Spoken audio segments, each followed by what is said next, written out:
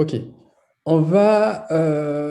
Chose n'est pas coutume, on va commencer par poser une question pour y répondre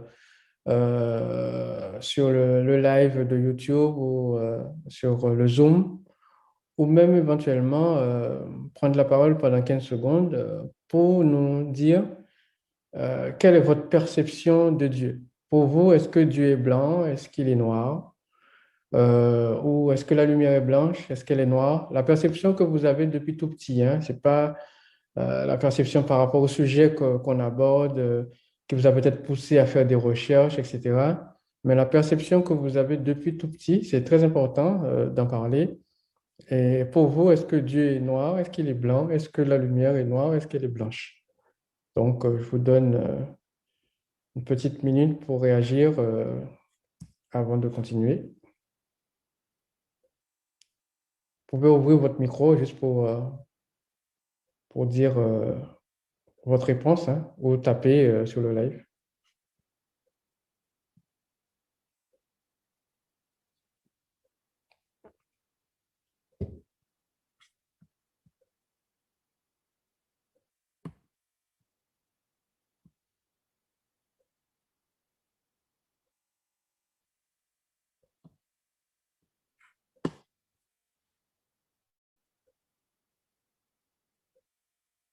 Voilà. Ben, j'ai vu des réponses, hein. Je vous remercie pour votre honnêteté.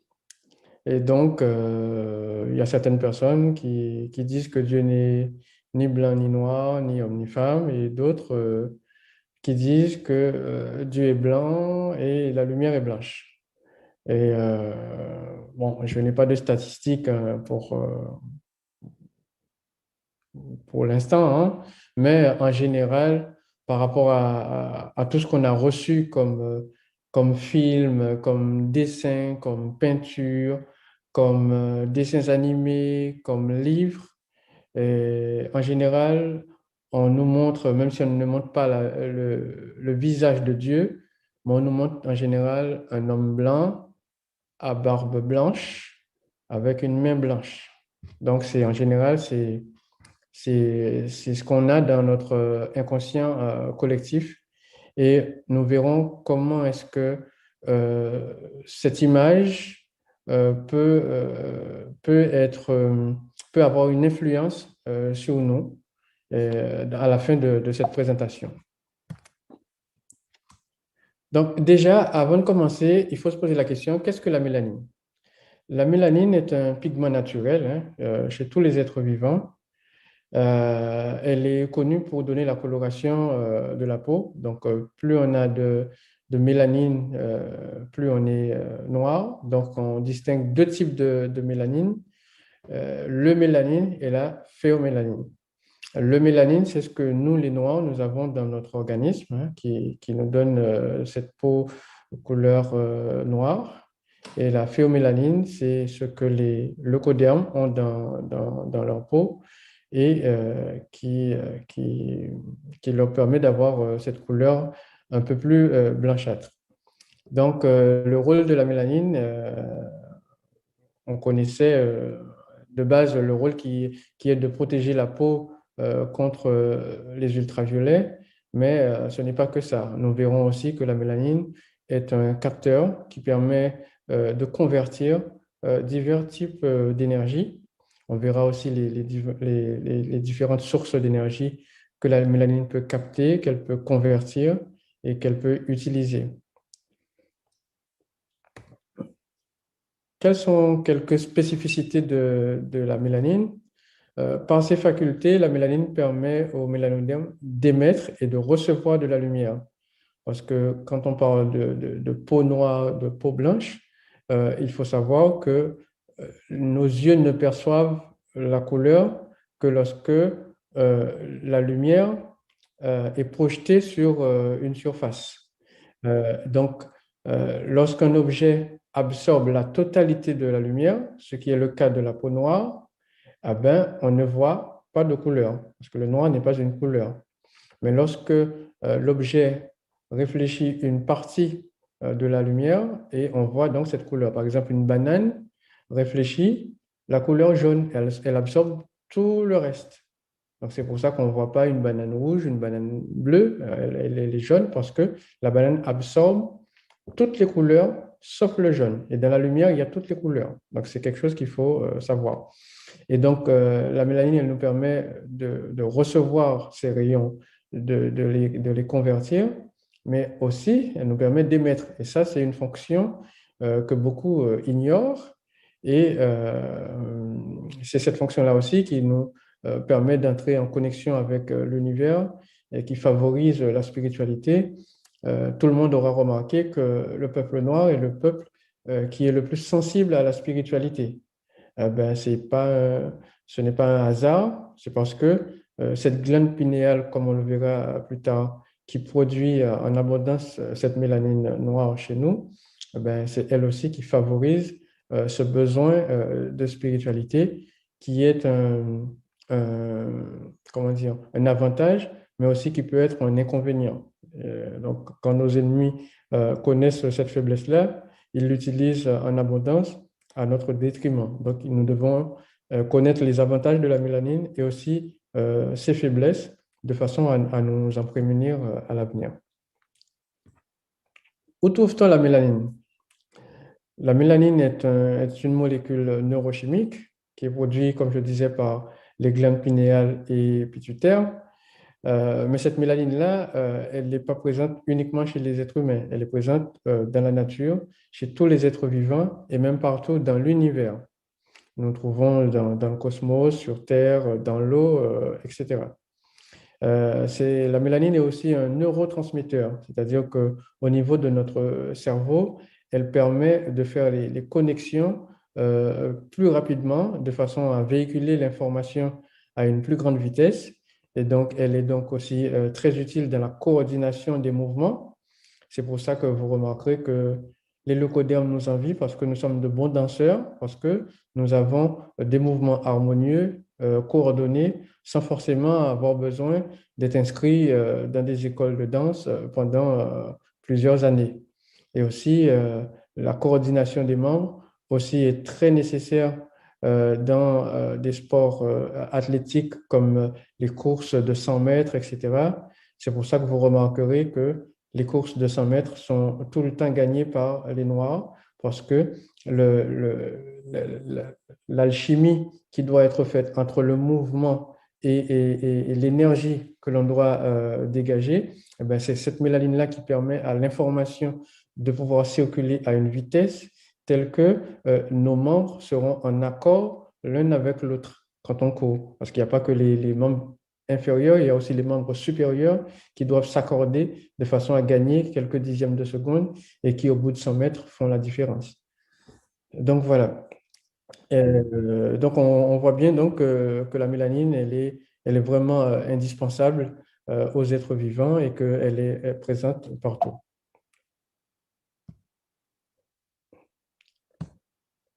Que vaut la mélanine? Sur cet écran, je vous présente un graphique hein, qui montre l'évolution du cours de l'or contre l'évolution de la mélanine. Donc, nous voyons donc que déjà que le cours de la mélanine est beaucoup plus élevé que celui de l'or et lui, il est en constante progression, contrairement à l'or qui est plutôt stable. Cela veut dire que nous, qui sommes des êtres mélanodermes, nous avons donc une richesse, ne serait-ce que dans notre corps, sans forcément aller au sous-sol. Donc, nous savons que nos sous-sols sont riches hein, et ben, notre corps aussi est très riche. Donc, c'est quelque chose que nous ignorons à tel point que nous faisons de la dépigmentation de notre peau. Donc, c'est quelque chose dont nous parlerons dans la deuxième partie. Et donc, nous avons un corps qui a une grande valeur et qui devrait l'avoir à nos yeux. Et donc, il faut être conscient de cela.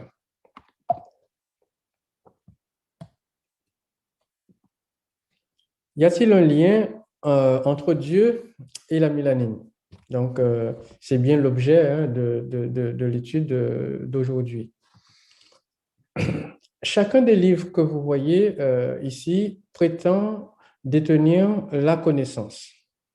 Donc, on parle du Coran, de la Bible, et du Talmud, qui contient aussi des écrits de la Torah dedans. Donc, Dieu est-il blanc ou noir? Considérant que toute la connaissance se trouve dans les écrits sacrés de chaque religion, les humains ont arrêté d'observer les plantes, les animaux et les étoiles. Qui de nos jours s'assoit pour regarder le ciel étoilé, contempler et méditer? L'homme noir moderne ira chercher en général à connaître Dieu dans un livre sacré qui parle plus des hommes que de Dieu, que de la création qui parle exclusivement du Créateur. Donc, c'est une erreur que nous faisons parce que lorsque nous voulons connaître Dieu, nous nous dirigeons en général, en tant que Noirs, vers le Coran ou la Bible, alors que ce sont des écrits qui parlent le moins de Dieu. On verra toujours une perspective des hommes, les guerres, ceci, mais c'est toujours pour les hommes, c'est écrit par les hommes, c'est écrit pour les hommes, alors que la création a été créée par Dieu et pour Dieu. Donc, s'il y a un témoin fiable de Dieu qui peut témoigner de Dieu, c'est donc bien la création. Donc, nous devons donc nous remettre à observer la créature, les créations, les créatures de Dieu pour apprendre à bien connaître Dieu. Je ne veux pas dire par là que vous devez arrêter de lire ces livres-là, mais dans votre quête, dans votre recherche de Dieu, il faut apprendre à observer la créature de Dieu parce qu'on sait que ces créatures-là, eh ben, elles n'ont pas pu être faites ni par l'homme, ni par qui d'autre que ce soit que Dieu lui-même. Et on peut remarquer que si on étudiait en profondeur une colonie de fourmis, on en apprendrait plus sur Dieu qu'en lisant la Bible, le Coran et la Torah, le Talmud et tous ces livres-là réunis. Parce que Dieu a mis, bien sûr, comme on l'a vu dans la dernière présentation que j'avais faite, sa signature dans toutes ces créatures-là. Donc, j'ai déjà parlé de cette slide. Donc, la représentation de Dieu. Comment est-ce que on se représente Dieu? J'avais posé la question au début, avant de commencer. Et là, on va voir avec ces images, ce que je disais, lorsque l'on voit ces images-là, tout le monde va penser qu'il s'agit de Dieu. D'accord? Il s'agit soit de Dieu, soit d'anges célestes, en tout cas de forces spirituelles qui sont hyper puissantes, qui sont quasi parfaites, et on voit qu'ils sont tous blancs. D'accord? Ok, ça, c'est la vision du Leucoderme, toute confession religieuse confondue. Et qu'on soit témoin de Jéhovah, adventiste, mormon, si vous lisez leurs livres, vous verrez toujours qu'ils présentent Dieu blanc, Jésus blanc, les anges blancs. Il n'y a pas de noir dans le ciel. En tout cas, si vous avez déjà vu un ange noir dans le ciel auprès de Dieu, faites-moi signe. Mis à part Satan qui lui a été expulsé, qui lui est noir, les autres qui sont parfaits, qui sont bons et qui n'ont aucun problème, ils sont tous blancs. La représentation de Dieu selon les mélanodermes, c'est-à-dire les afro-chrétiens que nous sommes. Ben, nous voyons que nous avons les mêmes représentations que les leucodermes. On peut se demander pourquoi. Pourquoi est-ce que, comme eux, nous voyons Dieu en tant que blanc? Par contre, nos ancêtres africains, ils avaient une représentation tout autre de Dieu. Par exemple, nos ancêtres égyptiens, ils voyaient Dieu comme la première photo de gauche. Hein. Nos ancêtres, enfin même aussi jusqu'à maintenant, hein, nos amis Dogon au Mali ou les Yoruba au Nigeria, comme vous voyez, ce sont des figures négroïdes donc, ou noires qui donnent à Dieu un aspect qui ressemble plus à nous qu'à des leucodermes. Donc, on peut se demander pourquoi est-ce que nous avions changé notre perception, nous sommes partis d'un Dieu qui nous ressemblait à nous, et pour atterrir à un Dieu qui ne nous ressemble pas du tout, mais qui ressemble plutôt au Lecoderme.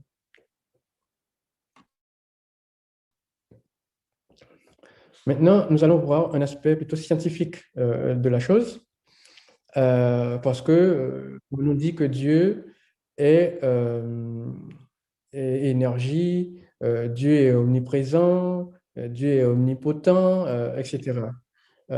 Donc, quand on observe l'univers, c'est pour ça que j'avais insisté sur l'observation de l'univers, on constate que l'univers est composé de 73% de matière noire, d'accord? Et de 23% d'énergie noire, d'accord? Et le reste, c'est un pourcentage très faible. Donc, on est donc là à pratiquement 90% de noir dans l'univers. Entre la matière noire et l'énergie noire, on est donc à un pourcentage extrêmement élevé. Et pour s'en rendre compte, il suffit de lever les yeux et de regarder le ciel quand il fait nuit. Vous verrez que le ciel, il est essentiellement noir. Vous allez voir quelques petites étoiles par-ci, par-là qui sont blanches, mais le ciel est noir. D'accord? Donc, si le ciel est noir et que Dieu est partout, Dieu ne peut pas être que dans les petites zones blanches qui sont les étoiles qu'il y a dans le ciel. Donc, c'est une première question qu'on est en droit de se poser. Maintenant, abordons la question, parce qu'on nous dit aussi que Dieu est lumière. Donc, qu'est-ce qu'une lumière? Une lumière est une onde magnétique. Il y a deux types de lumière, la lumière visible et la lumière invisible. Et on va analyser la lumière visible et la lumière invisible avec les ondes magnétiques. Même si c'est un petit peu technique, mais ne soyez pas, soyez patient, vous allez comprendre. Donc, comme je vous le disais, si vous regardez cette image, vous rendrez compte que l'essentiel de cet écran est noir. Vous voyez quelques petits points blancs, mais c'est noir. Donc ça, c'est le ciel, hein. Les points que vous voyez, c'est soit des soleils, hein, comme notre soleil à nous, qu'on appelle des étoiles, ou des galaxies, etc. Euh, donc, voyons, on voit que le noir domine l'univers. Donc, en parlant de la lumière, vous voyez au milieu, là, le spectre de la lumière visible. Là, c'est tout le spectre-là, c'est ce qu'on appelle un spectre électromagnétique, donc l'énergie. D'accord? Donc, on voit que tout ce spectre-là, ben, il est noir. Hein. Donc, pourquoi? Parce que ce sont des rayons qu'on ne voit pas. Donc, quand on ne voit pas un rayon, c'est parce qu'il est noir. Donc, on a les rayons X, les rayons gamma, les rayons infrarouges, les micro-ondes, les ondes radio, tout ça, c'est noir. La partie que nous, on peut voir, c'est la lumière visible. On voit qu'elle représente une toute petite partie, hein, du spectre électromagnétique.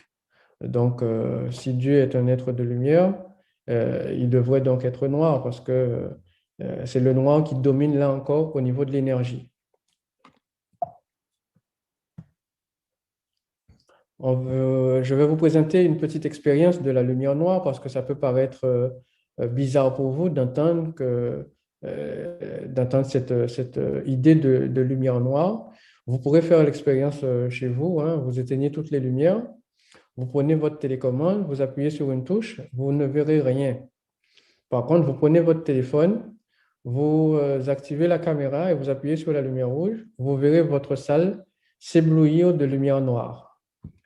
Et cette expérience, on l'a fait faire par un de nos amis qui nous suit actuellement, qui s'appelle Giscard Safu, qui est de la République démocratique du Congo. Donc, il s'est mis dans une pièce noire et il appuie sur la télécommande et vous voyez la télécommande, un faisceau lumineux hein, très important. Et ça, c'est la lumière noire. Pourquoi c'est la lumière noire? Parce que quand vous pointez la télécommande vers vos yeux, vous appuyez sur le bouton, vous ne voyez rien. C'est parce que cette lumière-là, elle est noire. Vous ne la voyez pas. Mais c'est pas parce que vous ne la voyez pas qu'elle n'existe pas. Donc, merci à notre frère. Donc, on a vu que le noir est partout. que ce soit sous la forme de la matière noire, que ce soit sous la forme de l'énergie noire. Le noir domine l'univers. Donc, cette matière et cette énergie étant partout, si Dieu est omniprésent, il est forcément noir lui aussi. Parce qu'on voit que le blanc, on le voit que en parcimonie hein, dans l'univers. Et d'ailleurs, quand on dit que quelque chose est invisible, c'est parce qu'il est noir. Hein. Donc, il absorbe la lumière, donc on ne peut pas le voir. Prenons l'exemple de trous noirs. Je ne sais pas pour ceux qui s'intéressent un petit peu à l'astronomie. Les trous noirs sont des corps massifs que l'on ne peut pas voir. On peut observer les effets qu'ils ont sur les corps qui passent aux environs parce qu'ils ils les attirent. Donc, il y a donc un effet d'attraction qui se fait. Donc, quand on voit qu'il y a une attraction quelque part et qu'on ne voit pas le corps, on se dit que c'est forcément un trou noir qui, euh, qui, euh, qui opère dans cette zone de l'espace. Donc, quand on ne voit pas quelque chose, quand quelque chose est invisible, cette chose-là, elle est noire, parce que la lumière qui passe à travers est absorbée dans son intégralité.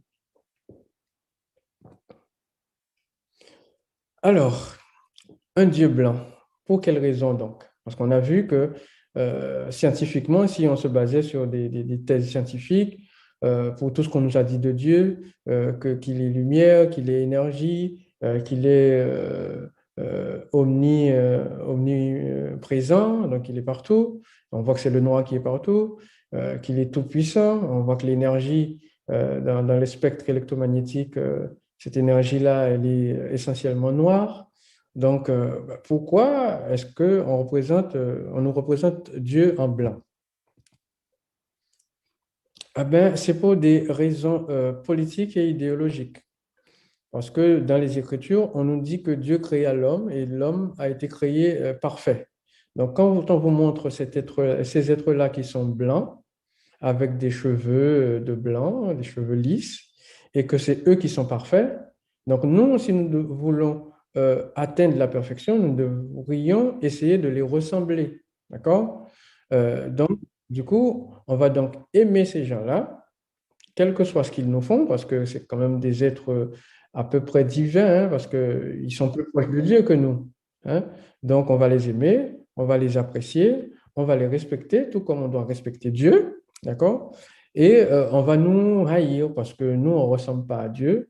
Hein. On a une couleur qui ne ressemble pas à Dieu, on a des cheveux qui ne ressemblent pas aux cheveux que l'on voit sur les photos qui représentent Dieu. Donc, cela va créer la négrophobie en nous, une négrophobie destructrice qui va nous mener à nous décolorer la peau, à nous faire des tissages pour ressembler à l'homme blanc le plus possible. Il y a une autre raison hein, à cela, c'est la raison de la domination. Puisque l'homme blanc ressemble à Dieu, donc cela légitime dans l'inconscient collectif qu'il nous domine. C'est quand même, si c'est un être qui est proche de Dieu qui nous domine, on accepte plus facilement que ce soit un animal qui nous domine. Si on nous dit que oui, c'est le cabri qui va nous dominer, non, non, non, non, non, on ne sera pas d'accord, d'accord? Mais si on nous dit que c'est un ange qui nous... Ah oui, bon, ben, c'est un ange, il est beaucoup plus proche de Dieu que nous. Bon, en dessous de l'ange, on a le blanc, donc on accepte plus facilement d'être dominé par un être qui ressemble plus à Dieu que par un autre qui ressemble plutôt à un animal. D'ailleurs, hein, les Européens, dans leur classification des races, ils mettaient l'homme noir juste au-dessus de l'animal. Donc, cela inconsciemment favorisait notre acceptation de cette domination. Et la preuve en est, c'est que l'homme noir accepte facilement des écrits comme la Bible, le Coran, la Torah, comme des écrits sacrés. Mais quand on va leur parler de médounétaire, de spiritualité africaine, de cosmogonie africaine, ils vont rejeter tout ça en bloc parce que tout ça représente le noir, représente donc ce qui est pas bon, ce qui est imparfait, ce qu'il faut combattre. Et donc, tout ce qui peut représenter le blanc, on n'a pas besoin de démonstration, on accepte tout de suite. On comprend donc le danger hein, d'avoir une perception de Dieu en noir. Donc, cette représentation doit à tout prix faire l'objet d'une révision. Donc, nous devons avoir une nouvelle perception de Dieu pour casser cette spirale de la domination dans l'esprit des peuples noirs, pour qu'on se mette à aimer à nouveau notre être, notre peau, nos cheveux, donc avoir confiance en nous et pour avoir une perception de Dieu qui n'est pas basée sur le racisme, donc sur l'envie de dominer, mais sur une base scientifique. Donc, pour aller plus loin dans cette étude de tout ce qui est mélanine, univers, etc., je vous conseille la lecture du livre Darkness Matters, The Power of Melanin in the Brain du docteur Timothy Moore, qui va étudier dans son livre tous les aspects neuroscientifiques de la mélanine. Donc, tout ce qui est transmission de l'information, etc., dont j'ai brièvement parlé, on reviendra en détail sur ces choses-là dans la prochaine édition. Donc, c'est un frère américain, le livre est en anglais, donc pour ceux qui comprennent l'anglais. On a un autre frère qui est aussi très intéressant, c'est le frère Richard King, qui a écrit A Key to Freedom dans le même ordre d'idées, donc qui va donc expliciter tous les bienfaits de la mélanine et comment nous pouvons nous en servir à notre profit. Je ne l'ai pas mis dans la présentation, mais je vous conseille aussi de faire une petite recherche au niveau de YouTube sur le frère Elmancio Godson, qui fait, lui, très bien le lien entre la mélanine, la glande pinéale et la spiritualité. Et pour finir, je vous mets quelques liens que je pourrais envoyer sur le live tout à l'heure de Futura Science pour ceux qui veulent en savoir plus sur la matière noire, l'énergie noire, les trous noirs, parce que vous verrez qu'en termes de science de l'univers, pratiquement tous les termes sont des termes noirs. D'accord? Et donc voilà, en gros, j'ai fait une présentation qui sera très courte pour vous donner le maximum de temps parce que je sais que c'est un sujet où les gens, ils aiment faire beaucoup d'échanges, ils aiment poser des questions. Donc là, je suis prêt à laisser le reste du temps pour qu'on puisse faire des échanges pour répondre à toutes vos questions. Voilà, merci.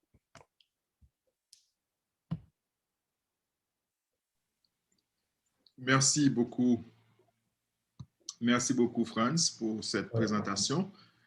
Alors, on a vu qu'il y a de la lumière noire également. Oui.